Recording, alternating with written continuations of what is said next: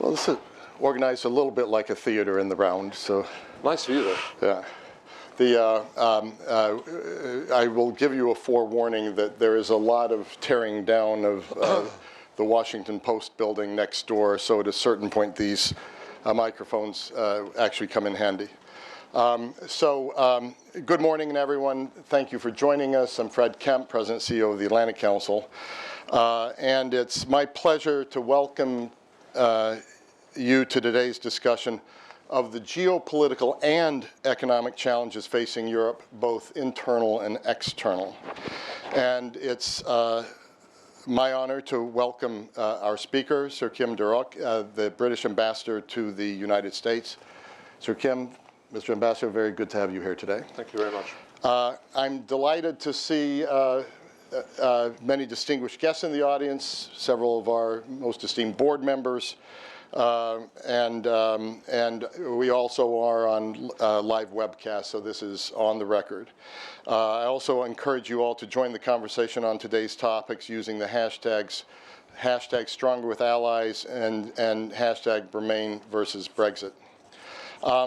In less than a month, UK citizens will vote to determine the future of their relationship with the European Union, and perhaps to determine the future of the Union itself. But the way we've seen it at the Atlantic Council is that the referendum is a symptom of larger trends and pressures and questions across Europe. It's not something that's happening in isolation. Some posit that the EU is becoming a two-speed Europe in which certain countries operate in an integrated framework while others cohabitate but opt out of the benefits or sacrifices of a unified core. Others warn that Brexit could set off a wave, if it happens, could set off a wave of isolationism and nationalism, unraveling Europe's structures for hard-won common security and prosperity that European societies have worked so hard to build since the end of World War II. Very often, Americans are accused of having short historical memories, but sometimes when I listen to the debate in Europe, I wonder whether we're alone in that. On Monday, the Polish Prime Minister demonstrated that an apprehension toward Brussels is not only in the United Kingdom, stating, quote, the Polish government will subject itself only to the will of the Polish people.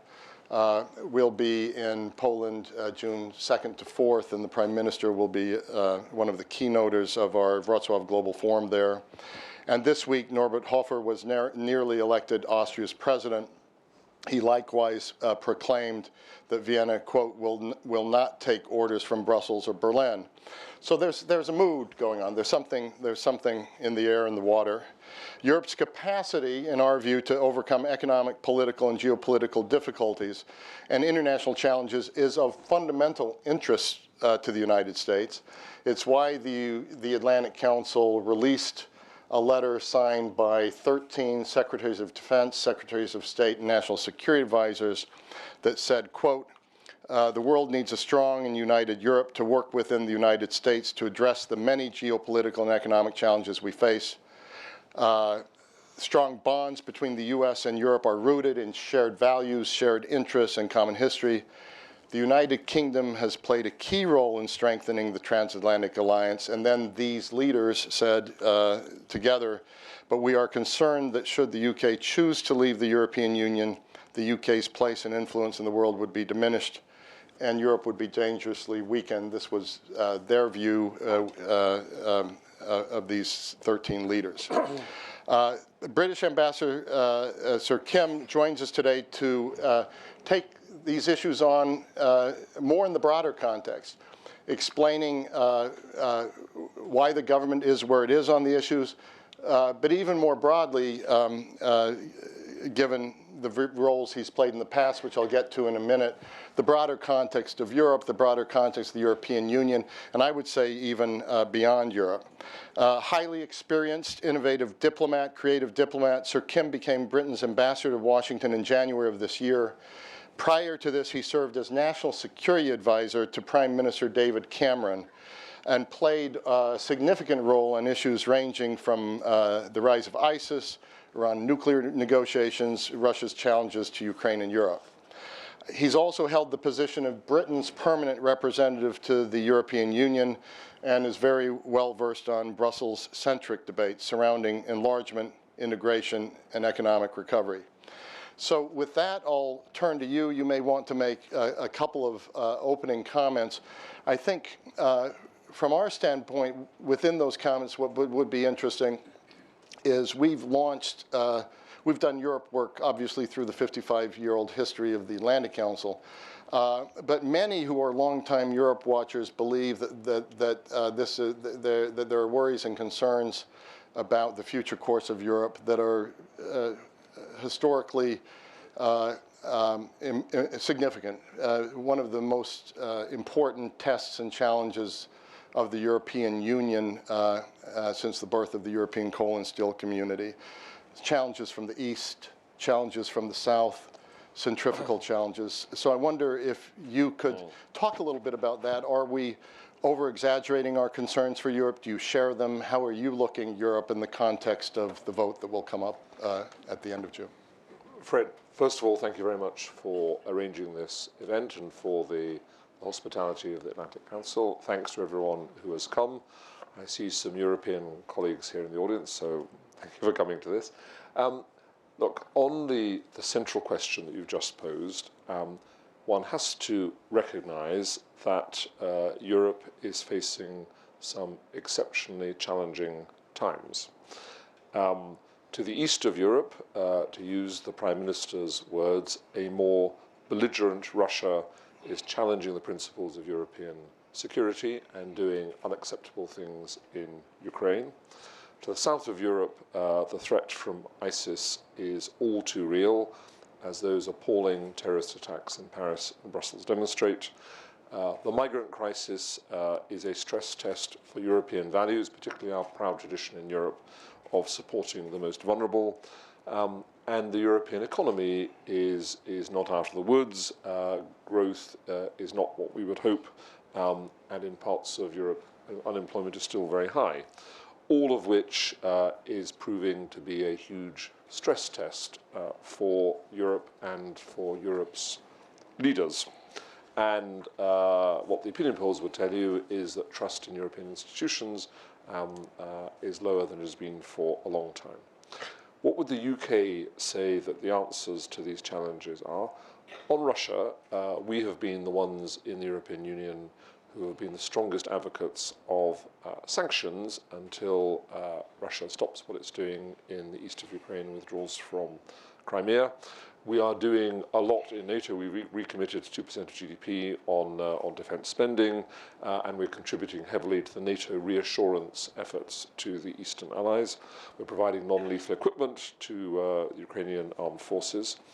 On terrorism and extremism, this is a generational challenge for Europe.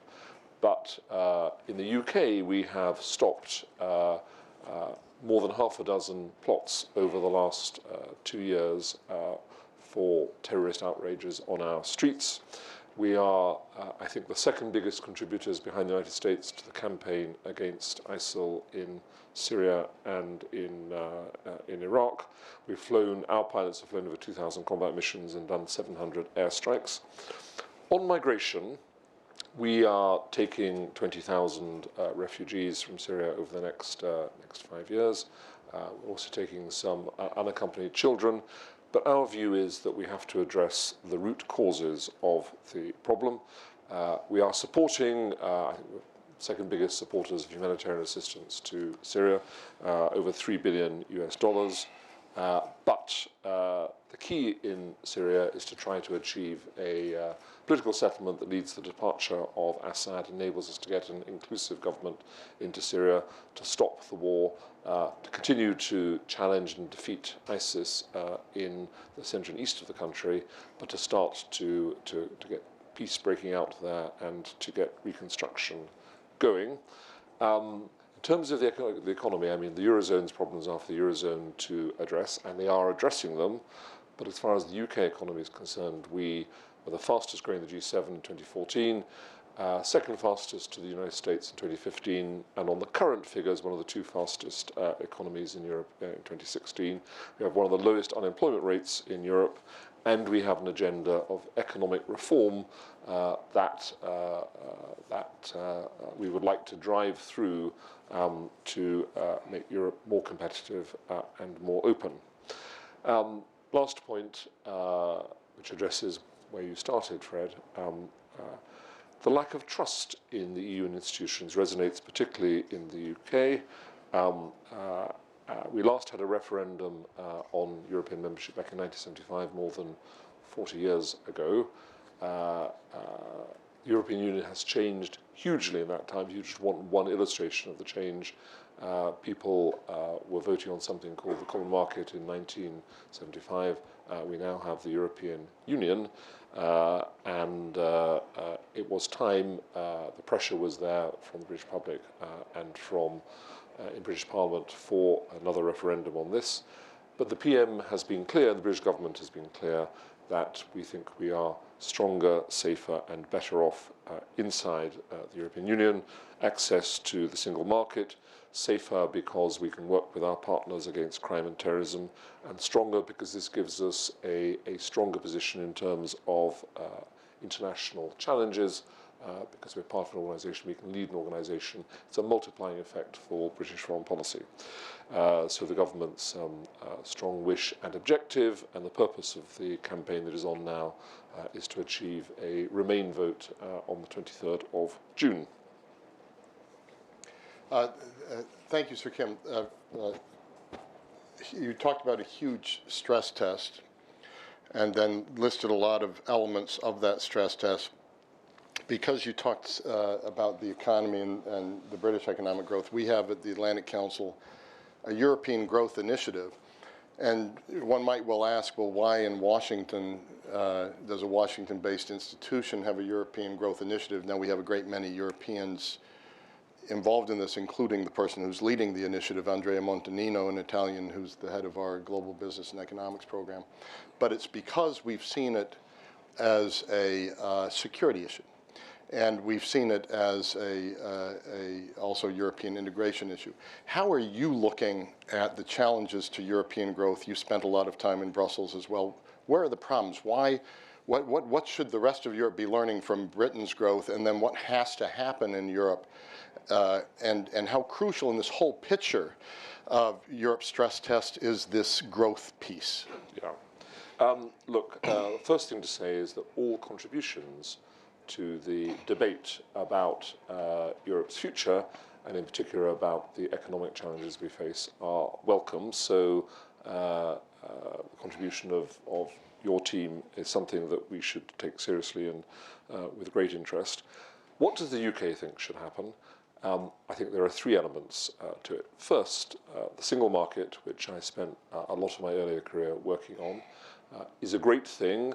A market of 450 million people, a great contributor to European prosperity, but it is incomplete. And we have always been the strongest supporters and drivers of completion. The two main areas where it is still incomplete are the digital single market, which of course is a new growth area, and I think the UK digital economy is by some way the most advanced in Europe. And the service economy, which again is a huge strength for our economy, but where we haven't got the same removal of barriers as you do over trade in goods around Europe. So first point, complete the single market, and we should get on with it and do it as quickly as possible, and that should be an absolute priority. Second point is we often get bogged down in negotiating international trade deals. The TTIP agreement is the kind of flagship one at the moment, and there have been several rounds this year, and we very much hope that we can reach a provisional deal before the end of the year. But that can be a huge contributor to economies on both sides of the Atlantic, and we really need to drive for that and try and resolve the considerable but all resolvable remaining issues. But it's not just TTIP. Trade deals with China, with India, with Japan and other countries are still out there as objectives, and we would like to see a much heavier focus in the European Union and more resources devoted to delivering these trade deals as quickly as possible. The third thing we would say is something we have done with, we believe, some success in the UK, is to look at the regulatory burden on industries, on business in Europe, and just see if some of that can be lightened. Of course, you need a level of regulation and you need a level of harmonization so that the single market works. But there may well be things, we think there are things in the body of European legislation that provide a necessary burden on business and that hold us back. So we would highlight that as the third big objective. If we are to turn the European Union into an engine for growth in Europe, which we think would be a critical element in restoring public trust. Let me build on that a little bit. There's a wave of populism here in the US, in Europe. I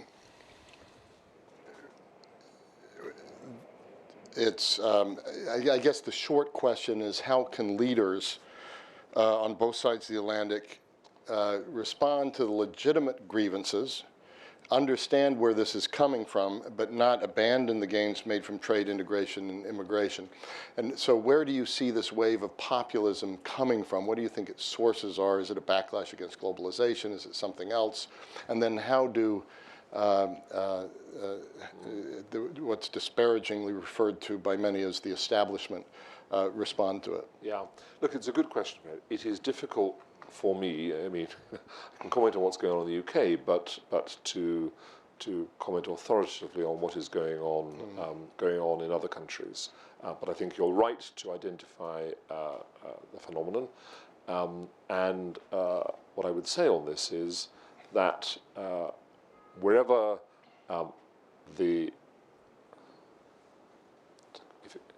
shorthand, the establishment political parties are challenged, they need to find responses which connect with the public, and that, I think, means explaining better and more clearly and more effectively the advantages of free trade and of deregulation and of the things that we all know contribute to prosperity, but can be quite easy to challenge. And that's a challenge for leaders everywhere. But you know, we are convinced in the UK the right answers, and we just need to find the language and the momentum to persuade people that this is the way that we need to go. And if you look at my government, the British government, through its first term, the coalition government, took some very tough decisions and went through a period of really quite severe austerity, but was rewarded by strong economic growth in the last couple of years and by the election victory you saw last year. So if you can follow the right policies and show sufficient conviction in explaining them, then at least the example in the UK is that it works. Thank you. So one more question from me for now, and then I'll turn to the audience. And here let me draw upon also your expertise from your time as National Security Advisor. You said earlier in our conversation that, that yes, one has to take in refugees, but one has to get to the root in the region. We've got a Middle East Strategy Task Force chaired by former Secretary of State Madeleine Albright, a Democrat, former National Security Advisor Steve Hadley, a Republican. They say in all their years of government, they've never worked on anything tougher than taking on, in a strategic way, the issues of the Middle East. And they're referring to it as a crisis not of the Middle East, but from the Middle East, where you now have extremism going globally, migrants affecting Europe as they do.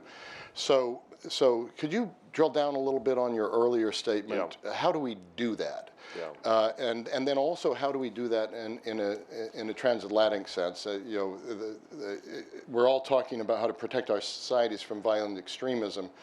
So that's part of the question, but you've also said that we have to get at the root of it at the same time. Yeah. Look, this isn't, as you imply, Fred, this isn't at all straightforward or at all easy. And again, I think it's a generational challenge. We start by saying I'm a huge admirer of both Madeleine Albright and Steve Hadley. So it's really helpful to have their leadership and their input on this issue. Look, what we would say on the challenge of what you're seeing in the Middle East and the way that has played into the migrant crisis that we've seen in Europe, what we mean by addressing the root causes is, first of all, most of the migrants coming to Europe are paying their way with people smuggling gangs, passing them on from country to country, and eventually end up on the shores of Turkey or the shores of Libya and make this perilous crossing, and a number of the dying, and it's an appalling thing to see. So we need to cooperate with the countries where the gangs are operating to see if we can tackle the whole phenomenon of people smuggling much more effectively. Second, 50% of the migrants who came, or refugees actually is the right term for them, who came to Europe last year came from Syria. And there are another 13 million people suffering through this civil war in Syria. So the root cause there that we have to address is that conflict, and we have to find a settlement that, as we have always said, involves Assad's departure, involves the creation of an interim inclusive government representing all the communities in Syria that leads eventually at some point in the future to elections and a democratic process there, but that is initially focused on the reconstruction of that country. But beyond that, the other 50% of migrants that you saw coming last year, numbers, by the way, are rather substantially down this year, thanks to the EU agreement with Turkey. But one wouldn't want to be complacent that the problem is in any way solved. But the other migrants came from places like Afghanistan and Pakistan and Eritrea and Nigeria, and they are fleeing both some political instability, but also lack of economic opportunity. So I say this as a country that's one of the few to have reached 0.7% of GDP in terms of overseas development assistance, but we need to support these countries and find ways of giving them the kind of economies that create jobs for people and remove some of the incentives for going overseas. We are not going to stop the migration phenomenon until there are jobs and opportunities for people in their home countries. And that is, I say, a generational challenge, but it is critical. And it's not just about overseas aid, it's also about opening our own markets in developing countries to products and produce from these countries. So it's a comprehensive mix of policies, I think, to address the migration crisis, and it won't be solved overnight. Thank you, sir. Please, Harlan. Yes, now let's get a microphone, and if you can identify yourself for the webcast as well, even though we all know who you are. Mr. Ambassador, I'm Harlan Ullman with the Atlantic Council. Thank you for coming. And I may have to leave a few minutes early, so that's not an editorial comment, but the press of other things. Yesterday, the leader of the House was here, Chris Grayling, and gave a very interesting commentary on leaving based on sovereignty. Now, today, if you've seen the FT, I'm sure you have, both leaders of the former leaders of the Labour Party, Lord Kinnock and George Brown, had very powerful arguments for staying. But I wonder what the government response is to the argument that some of the exit people are going to make in terms of the sovereignty issue, and how do you take that on? First thing to say is, if you'll forgive me, I'm not going to, as it were, have a debate with a senior minister in my government. I actually had breakfast with Secretary of State Grayling this morning. It is one of the features of the British referendum campaign that I think of a cabinet of 28, 23 are supporting Remain and 5 are supporting Leave, and that's what happened in 1975 as well, so it's completely normal. Broadly, the British government does say that the range of benefits we get from European membership, whether economic or in terms of security or in terms of international reach and influence are so comprehensive and so important that the case for remaining in is overwhelming. It's extremely strong. The strongest argument, by the way, at the moment and the centre of the debate in the UK is the economic argument. And if you look at the paper that the Treasury produced earlier this week, it highlights a risk an immediate risk to GDP growth in the UK. I mean, a hit on GDP of somewhere between 3.6 and 6%, hit on house prices of between 10 and 18%. Earlier Treasury paper said over a 15-year span that departing the EU would cost every household £4,300 a year for the next 15 years. These are exceptionally powerful arguments, and I think I would argue are clinching arguments for remaining. But it's not just about the economic arguments. We also believe that we are both stronger internationally and safer inside the European Union. If you add all of those together, the case is, we believe, overwhelming.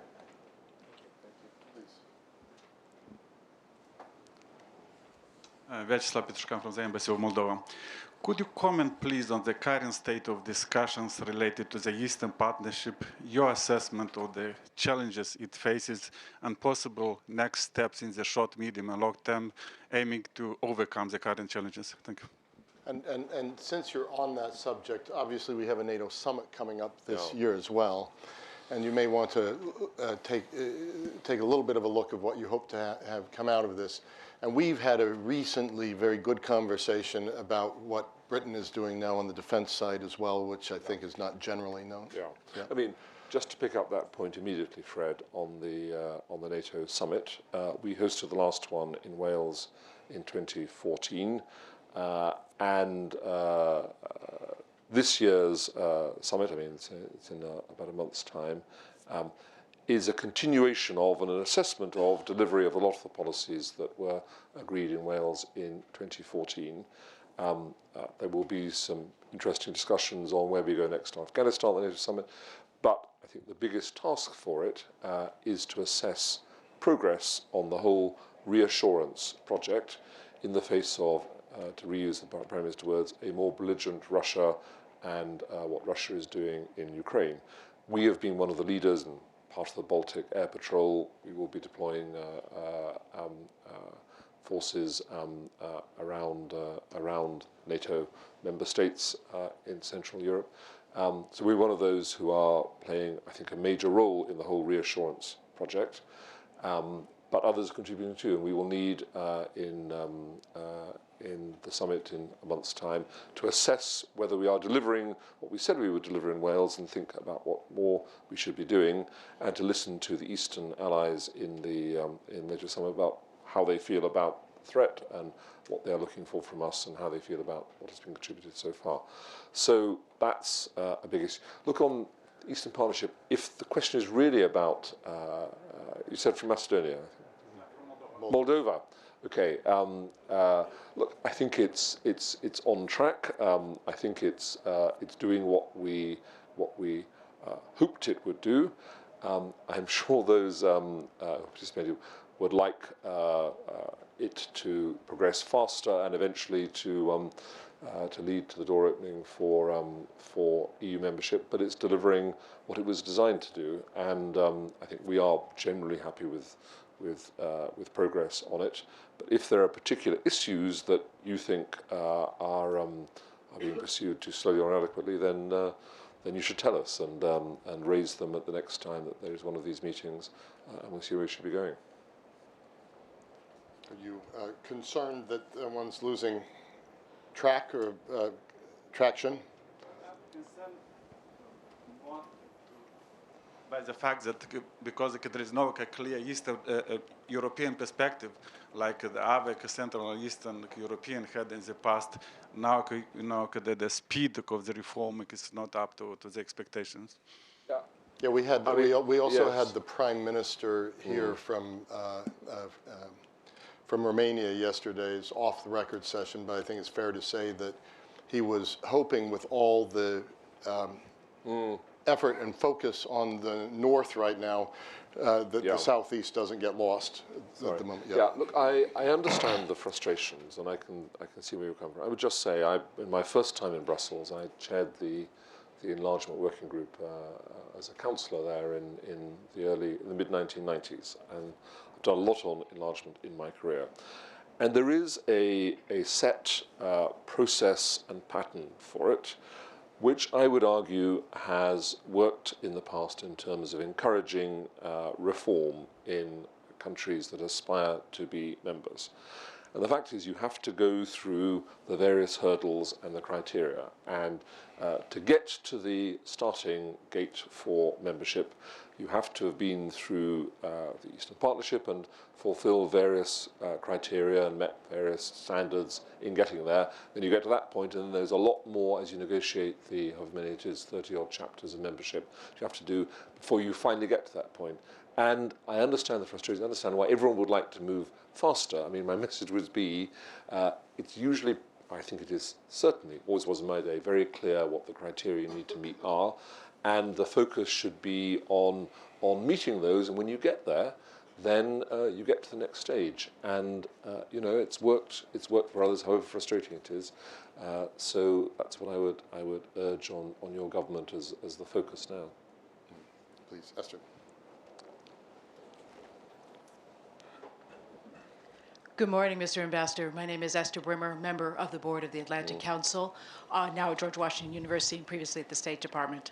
Of course, one of the fundamental values that the United States and the United Kingdom have defended for well over a century is liberal democracy, the idea that political discussion happens in a tolerant, pluralistic society. We see the rise of extremist parties largely on the far right. We note that not every country in Europe, we'll comment on the recent Austrian election that was close, but we'll say that in many places we're seeing the return of extremist voices. Is this a momentary blip of a confluence of activities in 2016, or are we facing a larger trend with which we need to address more directly as long-term defenders of liberal democracy? Thank you.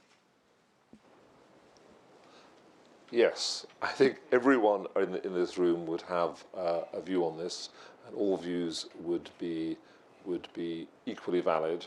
And again, I'm hesitant to comment on politics in other countries. I would return to the point that what I think current leaderships around Europe need to focus on, whether you want to call them the establishment parties or not, is on fundamentally delivering economic growth for their people. And I've set out the three ways in which we in the UK think that can be achieved better, by completing the single market, by completing more international trade deals, and by looking at the burden of regulation on our businesses and seeing if that can be lightened. And by showing that we have policies and action that will both address the migrant crisis and the extremism, terrorism challenge from North Africa and the Middle East. And if we can show that we're addressing those, then I think we will get popular support for present political setups and leaderships and parties. And if we fail, then people will look for different answers. But the challenge is for the existing leaderships to show that we have the policies to tackle these things, and I think they're there, as I set out in my introduction. Let me pick up two questions here, and Bob Hunter, please. Good morning, Ambassador. Dan Roberts from The Guardian. I recognise it's difficult for you to comment on the politics of Brexit, but just turning to the sort of practicalities here of your day job in Washington, with a referendum less than a month away, that could fundamentally upset decades of how Britain has done business with the US on trade and all sorts of other things. Can you reassure us what kind of precautions and preparations are you making in the event the referendum does point towards leave, given that that would then effectively become government policy very, very quickly? How do you make sure, in short, we don't go to the back of the queue? Look, let me just pick up one Sorry, other go on. question. I'll pick up two here. Thank you. Robert Hunter, Center for Transatlantic Relations. Driving a lot of this, obviously, is migration. When the Treaty of Rome was signed, one of the four great liberalities of movement was labor, but that was for a very different Europe. It was one before the Eastern countries had an opportunity to be part of the West, before major migration from elsewhere, in part because of low birth rates. Let us assume that Britain stays in the European Union. Can you see trying to press for some changes in regard to the free migration of labor, at least to slow down the pace, particularly given in some countries where acculturation to this thing called Europe seems to be so central? On the first question, I have to be rather boring in the response to this, I'm afraid, but you will understand why.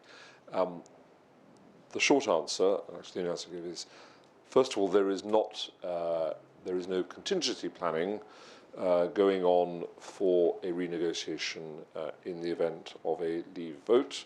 The government's efforts are focused on persuading the British people to vote for Remain on the 23rd of June, and that is both the focus, the priority, and the focus activity.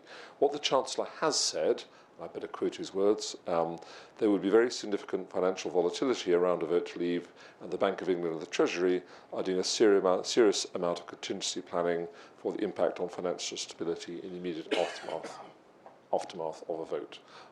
And that is the extent of the work that is going on. So that's that on that one. Look, on the question about free movement. Free movement is a principle of the European Union. And by the way, countries like Norway and Switzerland, which are outside the European Union but part of the single market, they also accept the principle of free movement. But what the Prime Minister negotiated as part of the package that he negotiated, the renegotiation of British membership before moving to the referendum campaign, was a deal which is a serious and important restriction on migrants' access to benefits, what's called here entitlements. And he achieved a deal that many were arguing was unlikely or impossible at the outset of the negotiation. And it's important in that it means that migrants coming to the UK who are out of employment quickly do not get instant access to our benefit system. So that's, I would argue, a really serious step, and potentially quite an inhibitor of potential pull factors for people to come to the UK. Thank you very much. Please, Jan Lodel. Mr. Ambassador, Jan Lodel, Atlantic Council. Not to throw more complications to a very complicated situation here, but you mentioned a very strong role that Britain plays in NATO and the various military operations that are underway. Could you talk a little bit about how you see that going forward?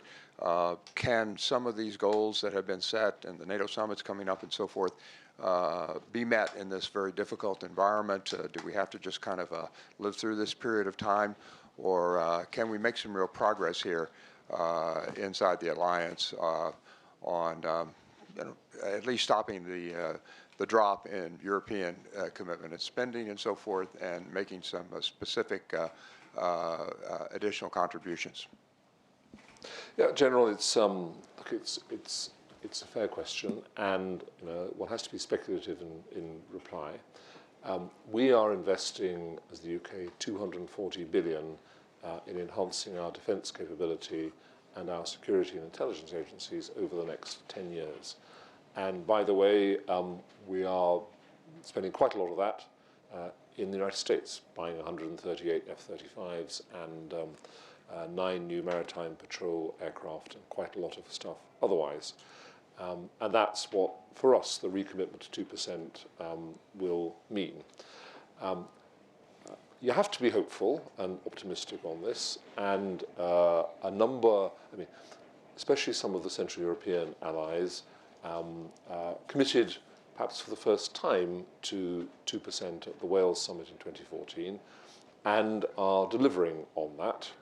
And I think in the face of a world that looks particularly around Europeans' borders, turbulent and dangerous, I would hope that others would look at the shape of the international landscape and conclude that they should be spending more on defence and security as well, whether it's a threat from ISIS or this resurgent belligerent Russia or all of the above.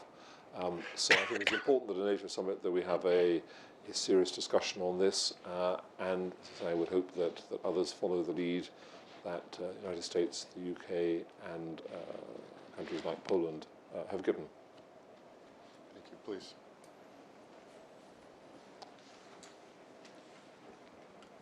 Thank you, Mr. Ambassador. You brought up the prior referendum in 1975, but it was overwhelmingly in support of the common market. I'm Michelle Egan from the Wilson Center, and it was overwhelmingly in support in 1975, and people like Sir Anthony Wedgwood Benn accepted it.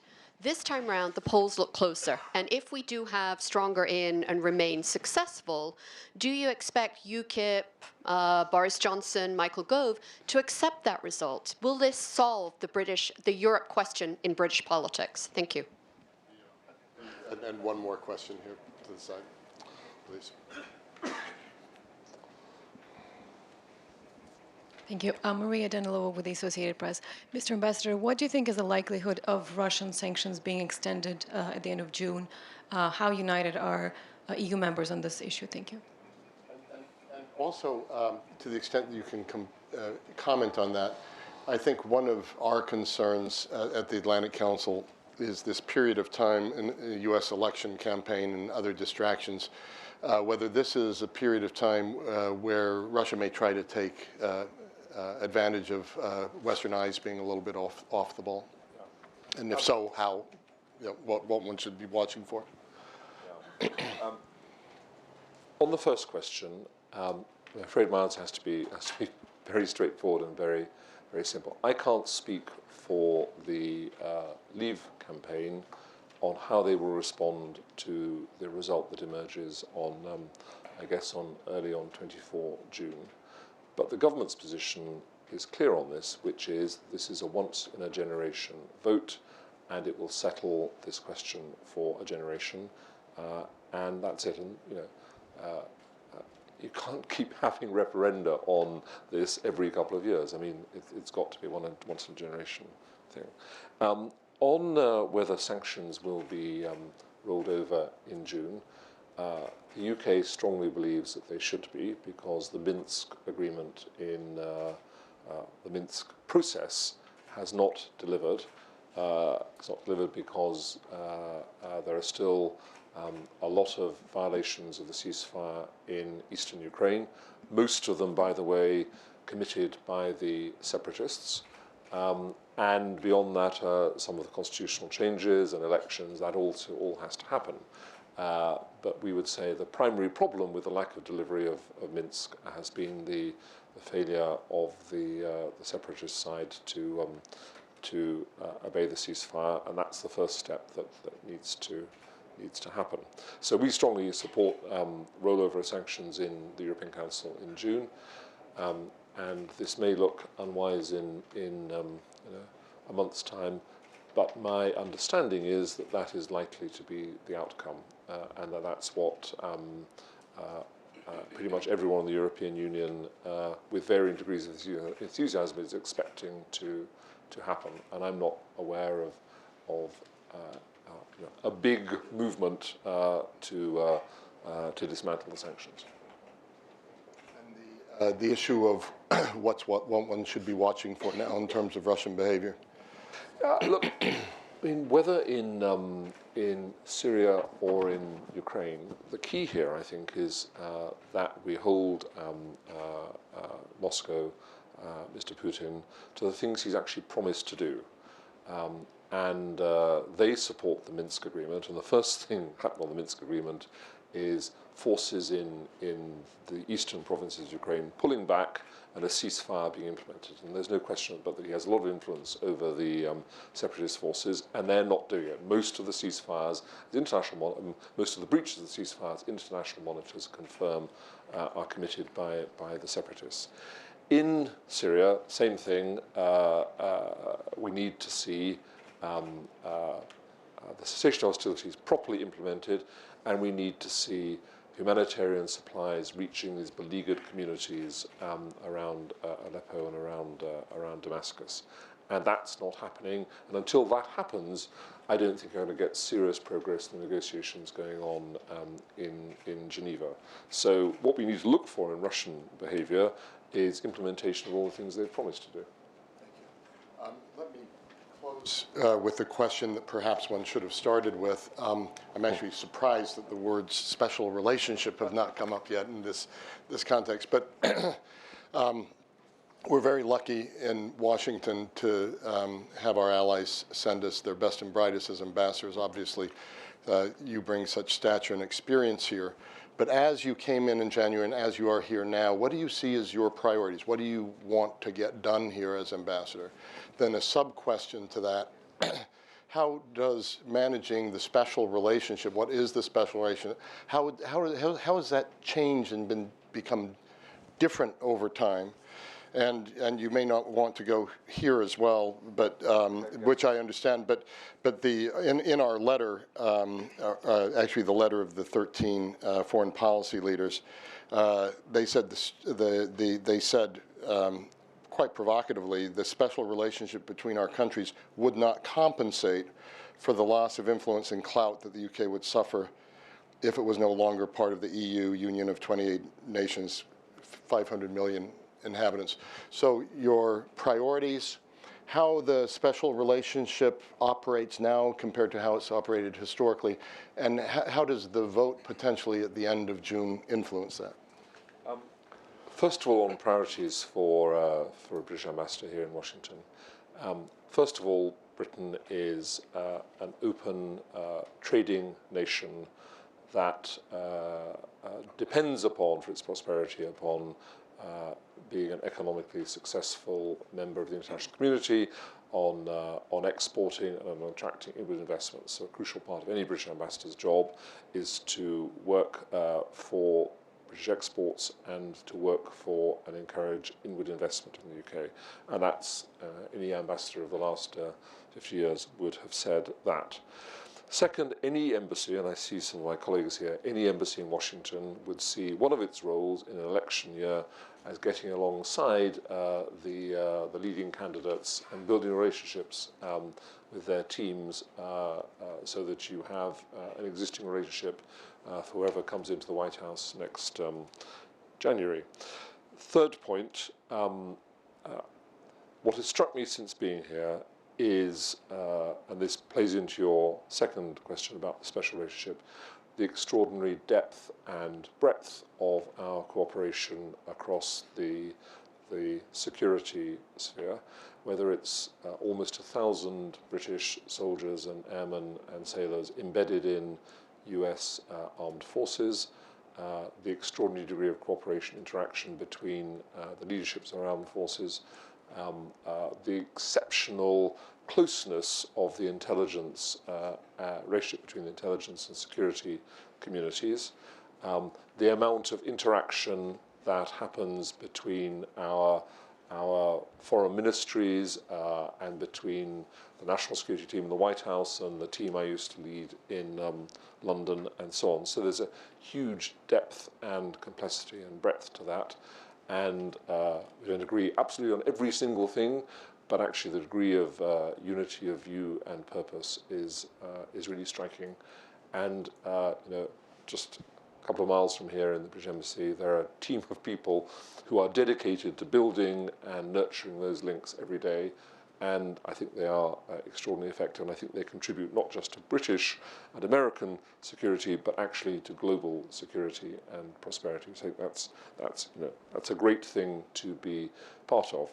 Look, on your third question, Fred, which is an entirely fair one about the impact of the special relationship, the best answer I can give is to quote I'm afraid, the PM again, when he said that the stronger Britain is and the stronger America is, the stronger the relationship between us will be, and I want Britain to be as strong as possible, and that includes Britain remaining inside the European Union. Thank you very much. Mr. Ambassador, Sir Kim, it's wonderful. This is our first public event with you here at the Atlantic Council.